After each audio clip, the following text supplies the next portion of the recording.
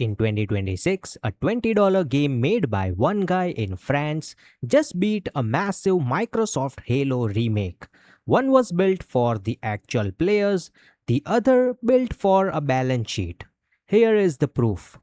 Let's look at the two games. On one side, we have Agent 64, Spies Never Die. This was built by a single developer out of France going by Replicant D6. We are talking 5.5 years of absolutely grueling work. He did the art, the story, the animation, the code, even the net code. All him.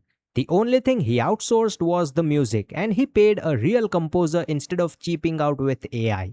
It's a massive love letter to GoldenEye and Perfect Dark, and he commits to it hard. There are no checkpoints, there is no regenerating health, it has that exact unforgiving feel of 1997. Look, nobody makes a game like this just for the money. Then you have Halo Campaign Evolved. Totally different beast. This is Halo Studios backed by Microsoft's bottomless pockets, rebuilding the 2001 classic in Unreal Engine 5. It's the first mainline Halo to ever hit PlayStation, which sounds like an awesome gift to fans, until you realize it's just a franchise repackaged to chase new revenue streams. It literally shipped 3 weeks after Microsoft announced the biggest restructure in Xbox history, cutting over 3,000 jobs. This wasn't a passion project, it was a line item.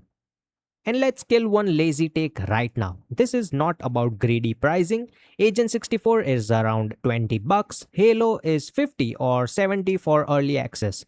Honestly, 50 bucks is already below the standard AAA price tag these days, so Halo was actually priced fairly. But that's the trap. The cash grab part of this was never the sticker price. It's in literally every decision surrounding the game, where you can just feel a business deciding what's cheapest to serve up, not what's actually best for you.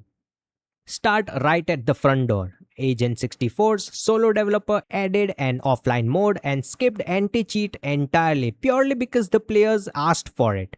Meanwhile, Halo shipped a single-player campaign that forced you to log in into a Microsoft account just to play it.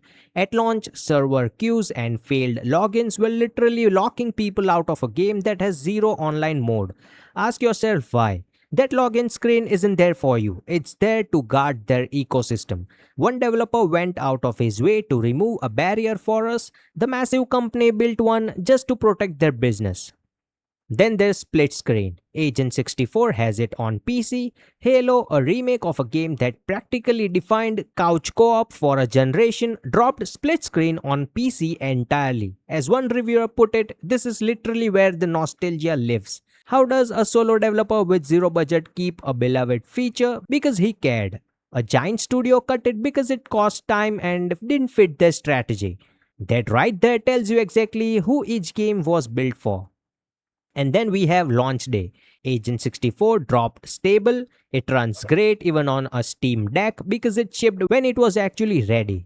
Halo, it arrived with crashes, stuttering, and logged 30 frames a second cutscenes, and the worst part is, people who got burned the most were the ones who paid extra to play it early.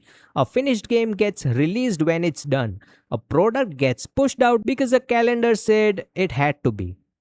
Now here's what really counts. If you look at critic scores, Halo technically wins. It's sitting around an 81 on Metacritic, and yeah, it's a gorgeous looking remake. Agent 64 has a 71, so this isn't a simple good game versus bad game argument. It's about who won the room. On the exact same store, on the same system, Agent 64 is sitting at very positive, about 9 out of 10 players are happy. Halo is mixed at roughly 2/3. Plus, Halo's Steam launch pulled around 25,000 players, which is the weakest launch any Halo has ever seen. And that 81, that's the lowest score a main Halo campaign has gotten in 25 years. All that gorgeous polish is just the sales pitch. The priorities underneath it all were never about you. The biggest tell is right there in the Steam reviews for Halo. Over and over, players are telling you to just skip it and go play the Master Chief Collection or the original game instead. Think about that for a second. This incredibly expensive remake keeps pointing people back to the old game because it didn't really add anything for you. It only existed to sell you Halo again. Meanwhile, this $20 indie tribute is the actual old game people wanted, built from the ground up by someone who genuinely cared. And honestly, this is basically the whole gaming industry right now in 2026. The corporate giants have mostly stopped making things for us. They remake, they remaster, they spit out safe sequels because a recognizable name means low risk money. They wall it all off behind logins and subscriptions and they shove it out the door on a deadline. But the small teams, they are the ones taking the real swings. Look at the tiny French studio with Claire Obscure Expedition 33 completely outclassing the big budget RPG giants. Solo developers just keep topping the charts because they have a clear idea and they respect their players. What the giants forgot and what the little guys never did is that a game is supposed to be for the person holding the controller.